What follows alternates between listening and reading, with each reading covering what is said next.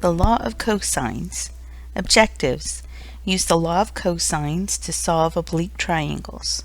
Solve applied problems using the law of cosines, and use Heron's formula to find the area of a triangle. Using the law of cosines to solve oblique triangles. Understanding how the law of cosines is derived will be helpful in using the formulas. The derivation begins with the generalized Pythagorean theorem, which is an extension of the Pythagorean theorem to non-right triangles. Here's how it works. An arbitrary non-right triangle ABC is placed in the coordinate plane with vertex A at the origin, side C drawn along the x-axis, and vertex C located at some point xy in the plane as illustrated. Generally, triangles exist anywhere in the plane, but for this explanation, we will place the triangle as noted. The law of cosines states that the square of any side of a triangle is equal to the sum of the squares of the other two sides minus twice the product of the other two sides and the cosine of the included angle. The law of cosines is given as three equations. Find the missing sides and or angles of the triangle. Alpha is 30 degrees, B is 12, and C is 24. So let's draw a triangle just to get things oriented. Remember, it doesn't have to be to scale. 30 degrees is our alpha. We'll place B of 12 here, and C of 24 will go here. And now we need to find sides A, and we need to find gamma and beta. So since I have this angle of 30 degrees, I'm going to use this version of the formula. A squared equals B squared plus C squared minus 2 times B times C times the cosine of alpha. So A squared is B squared, which is 12 squared, plus C squared, so that's 24 squared, minus 2 times 12 times 24 times the cosine of 30 degrees. So we'll calculate this with the help of a calculator. Making sure your calculator is in degree mode, we can put in 12 squared plus 24 squared minus 2 times 12 times 24 times the cosine of 30 degrees, which we know is the square root of 3 over 2, but we can go ahead and put in the cosine of 30 degrees in the calculator, and we get about 221.2. So A squared is about 221.2. And to be able to find A, we take the square root of that. So the square root of the number that we just calculated, and we get about 14.9. So A is about 14.9, and now I need to find my other angles. We can use B squared equals A squared plus C squared minus 2AC times the cosine of beta in order to find the beta angle. So we put in our measurements. 12 squared is 14.9 squared plus 24 squared minus 2 times 14.9 times 24 times the cosine of beta. So first let's solve for cosine beta. This will be 144 minus 14.9 squared, we'll put that in the calculator in a bit, minus 576, which is the 24 squared, equals my 2 times 24 is 48, it's a negative, times 14.9 times the cosine of beta, and I'll go ahead and divide both sides by 48 times 14.9, and then we can put this into our calculator. So over here I'll have in parentheses 144 minus my 14.9, make sure and use that value in your calculator, squared, minus 576, close parentheses, divided by parentheses negative 48 times that 14.87 there, and close your parentheses, and that will give us a cosine of beta is approximately 0.92. Alright, now I'm going to use the inverse cosine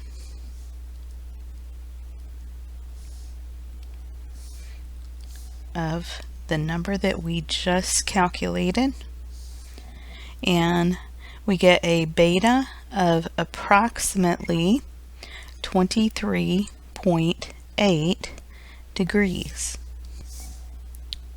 So I have my beta, and now I just need to find gamma, which is not difficult. We're going to take 180 degrees, going to subtract the 30 degrees that we had, and then we'll subtract the 23.8 degrees that we just calculated for beta. So my gamma is approximately 126.2 degrees. And here we have a triangle. Again, you don't have to worry about drawing it to scale, but we have the 3 sides, but we have no information about the angles. And it's interesting to note here, you wouldn't be able to use the law of sines on this. So law of cosines is very useful here. I'm going to use a squared equals b squared plus c squared minus 2 times b times c times the cosine of alpha, and that way we can solve for alpha. If your a is 5, your alpha is here. If b is 7, beta will be here. And if c is 10, then your gamma will be here. Alright, so we have 5 squared equals 7 squared plus 10 squared minus 2 times 7 times 10 times the cosine of alpha. So here I have 25 minus 49 minus 100 equals a negative 140 cosine alpha, and we can use a calculator to help us simplify the left side. So we have 25 minus 49 minus 100 is a negative 124 equals a negative 140 cosine alpha. And then I can divide both sides by a negative 140, and I get cosine alpha is approximately 0.89. Now I can go ahead and use my inverse cosine, and the input will be the number we just calculated, and that gives me an alpha of approximately 27.7 degrees. So I have one of the angles now. Let's see if we can solve for beta. So if I'm trying to solve for beta, then I'm going to use my b squared formula. B squared is going to be equal to a squared plus c squared minus 2 times a times c times the cosine of beta. So b squared, that's going to be 7 squared, equals a, remember a was 5, so 5 squared, plus c, that's 10 squared, minus 2 times 5 times 10 times the cosine of beta. So we can have here 49. We're going to subtract 25. We're going to subtract 100. And that's going to equal a negative 100 cosine of beta. Now, using the calculator, to simplify the left-hand side, I have 49 minus 25 minus 100. I get a negative 76 is equal to a negative 100 cosine beta. So I get a 0.76 when I divide both sides by negative 100, and then I can use my inverse cosine. It's my inverse cosine of 0.76, and that gives me a beta of approximately 40.5 degrees. So I have my alpha, I have my beta, I can find my gamma easily by taking 180, subtracting the measurement I have for beta, and subtracting the measurement that I found for alpha, and gamma will be approximately 111.8 degrees. Suppose a boat leaves port. It travels 10 miles, turns 20 degrees, and travels another 8 miles as shown. How far from port is the boat? Well, let's call this x, and we can use our law of cosines. So that x squared is going to be the square of the other two sides added together, so the 8 squared plus 10 squared. Then we're subtracting 2 times 8 times 10 times the cosine of this included angle right here. We know this whole thing is 180, this is 20, so this must be 160 degrees.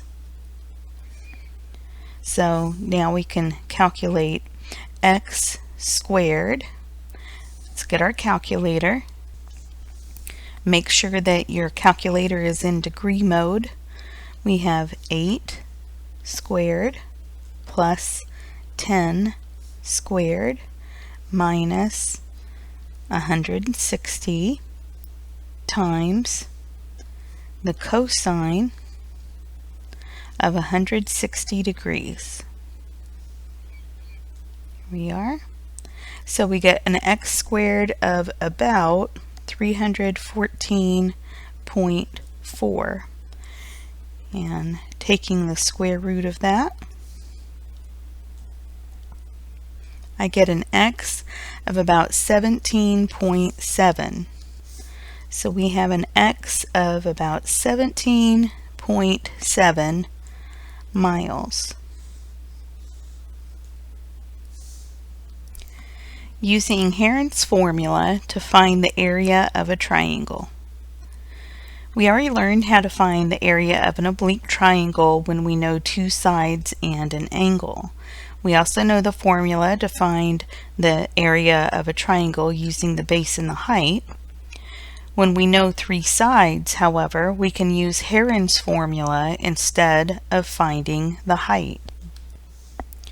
Heron's formula. Heron's formula finds the area of oblique triangles in which sides A, B, and C are known.